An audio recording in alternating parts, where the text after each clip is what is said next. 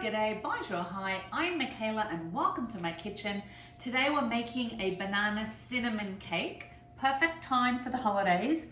Very, very simple and it's gluten-free. So we're gonna take some almond flour, some coconut sugar, and some baking powder. And we're just gonna mix them together.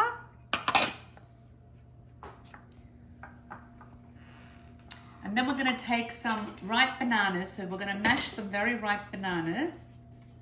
And to that, we're gonna add some oil. Now I use a mild olive oil. You can use coconut oil or you can replace it with applesauce, but I didn't have any. All together if you don't want the oil. Some eggs and some vanilla. You can also use flax eggs if you wanna make it vegan. But I'm just using regular eggs. So we're gonna mix all that together. Okay, now we're going to mix the dry. Okay.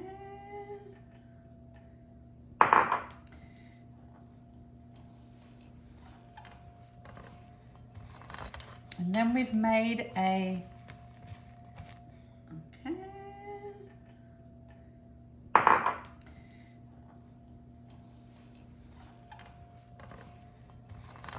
And then we've made, so I've made a topping. It's made with cinnamon and coconut sugar.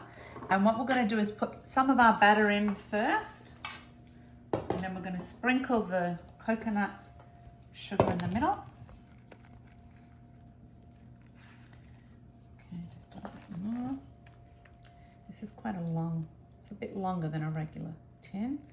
Okay, we're gonna sprinkle the coconut sugar in the middle.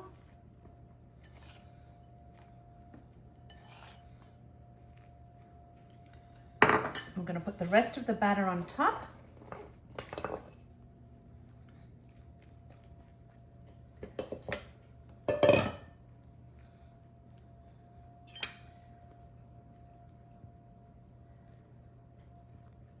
Sprinkle the rest on the top.